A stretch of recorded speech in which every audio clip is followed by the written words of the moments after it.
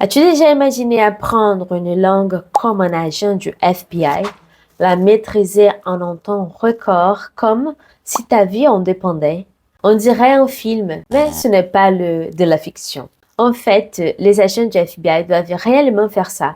Ils disposent d'une méthode incroyable pour enseigner les langues à leurs agents. Et aujourd'hui, je vais te montrer en quoi consiste en fait cette méthode et comment tu peux l'appliquer. Et encore à ta propre routine d'apprentissage. C'est quelque chose qui va complètement transformer ta manière d'apprendre. Créée dans les années 60 par le docteur Pimsleur, cette méthode qui porte son nom, c'est la méthode Pimsleur, est encore aujourd'hui l'une des plus utilisées et reconnues dans le monde pour l'acquisition des langues étrangères. Parmi les utilisateurs les plus illustres, on retrouve le FBI et l'Agence nationale de sécurité des États-Unis. Avant de parler de comment cette méthode fonctionne en pratique et comment en fait tu peux l'intégrer dans ta routine d'études, voyons d'abord comment cela se passe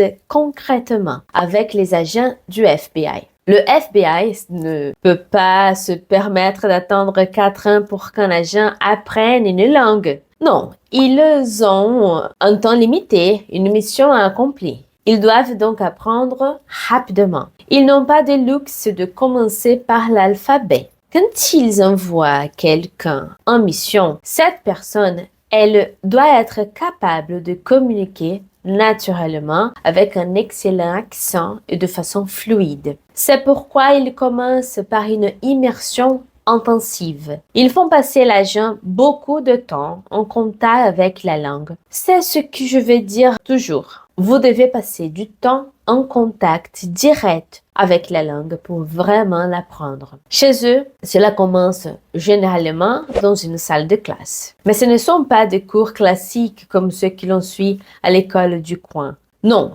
ils apprennent la langue en fonction de leur mission, de leur objectif. Ils ne vont pas apprendre n'importe quel arabe par exemple, mais l'arabe spécifique à leur mission.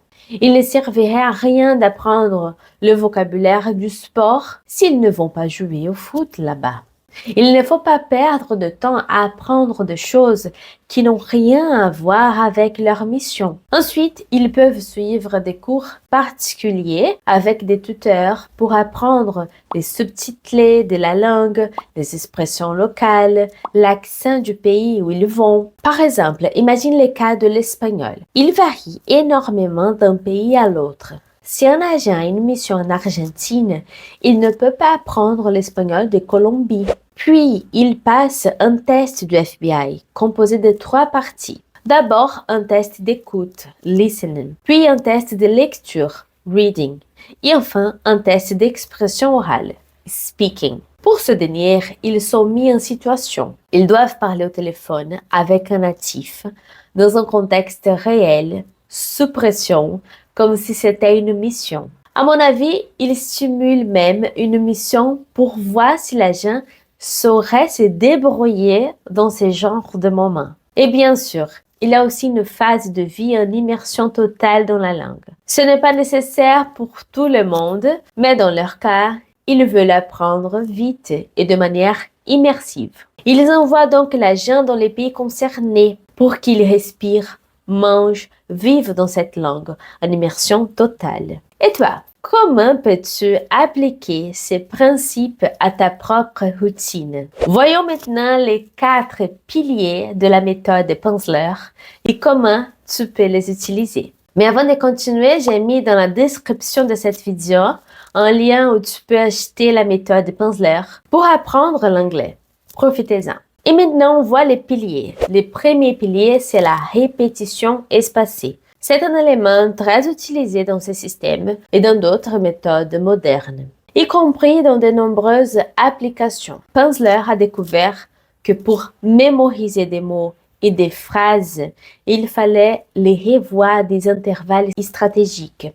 Au lieu de répéter les mots 20 fois d'affilée comme dans les méthodes classiques, tu vas l'écouter et les répéter après quelques secondes, puis après quelques minutes, quelques heures et enfin quelques jours. Par exemple, si tu peux apprendre le mot bonjour en portugais, le système va te faire l'écouter et le répéter après 5 secondes, puis après 25 secondes, 2 minutes, 10 minutes, 24 heures, etc.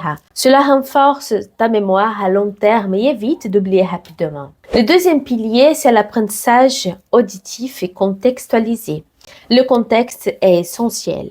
Le programme est basé sur l'audio sans dépendance en manuel. Penzler croyait que les enfants apprenaient principalement en écoutant. Donc l'écoute, elle est au cœur du processus. Les mots sont enseignés dans un contexte pratique pour que tu comprennes comment un natif utilise réellement ces mots dans la vie quotidienne. Par exemple, au lieu d'apprendre simplement que merci veut dire merci, obrigado, tu vas entendre un dialogue comme « Bonjour monsieur, très bien, merci, muito bem, obrigado ». Ainsi, tu mémorises les mots « merci » dans son contexte naturel et pas isolé. Le troisième pilier, c'est le rappel actif. C'est un pilier très connu dans le monde d'apprentissage. Contrairement à d'autres méthodes où tu écoutes passivement, sans effort ici, tu es forcé de répondre et de former des phrases toi-même. Cela fait travailler ton cerveau et favorise un apprentissage plus naturel.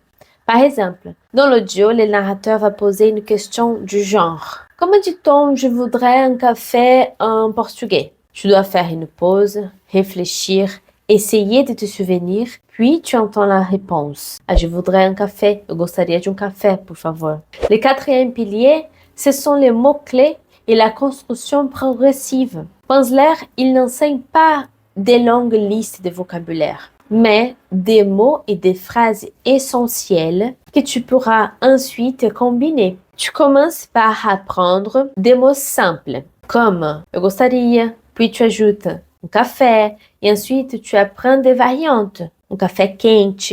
Cela évite la surcharge d'informations. Mais concrètement, comment se déroulait un cours de Penzler? Tu peux même le reproduire chez toi. Les cours étaient divisés en modules de 30 leçons audio, chacune durant un peu moins de 30 minutes. Il était recommandé de faire une leçon par jour. Il y avait aussi un peu de matériel de lecture, même si c'était minime. Au début de chaque leçon, tu écoutes un court dialogue entre deux natifs. Ensuite, le narrateur, il explique brièvement ce qu'ils ont dit. Petit à petit, tu enrichis ton vocabulaire.